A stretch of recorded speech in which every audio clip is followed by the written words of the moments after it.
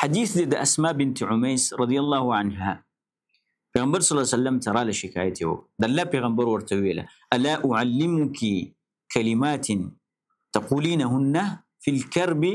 او عند الكرب وإذا تدسي دعا نخم چې هغه ته د مصیبت په وخت کې یو د مصیبت الله ستاسو لري کوي او ختمي او ته یا رسول الله ولنا ورته ویل دا دعا کوه د مصیبت او د غم او د تکلیف په وخت کې چې کله د مسلې سره مخامخ شي او زړه دې د غم نه ډک شي دا دعا کوه الله ربي لا اشرك به شيئا الله ربي لا اشرك به شيئا دا دومره عظیم ذکر دی چې د دې ذکر کولو سره چې څومره دا تکیستا د زړه سپکی ځکه چې ته د رب العالمین نوم اخلي په دې کې توحید پروت دی الله ربي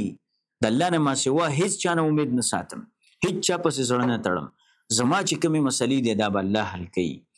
په ما باندې چې کومې قرضې دي دا به الله حل کوي زما چې کوم حالت دی دا د دې حالت نه به الله ما وباسي هیڅ څوک نشته دی چې ما د دې حالت نه وباسي نو په الله پسې دې زړه وتړه او چې کله په الله پسې زړه وتړه نو رب العالمین دې د هر قسم حالت نه وباسي او هر قسم مسله الله حل کوي ولې الله ته ګران دي دا خبرې هر څه الله ته آسان دي هر څه الله ته آسان دي غواړي رب العالمین زموږ تاسو نه دا چې موږ دې خپل د رابطه د الله سره قوي کو د خپل تعلق دې د الله سره قوي کو او غواړي الله زموږ نه دا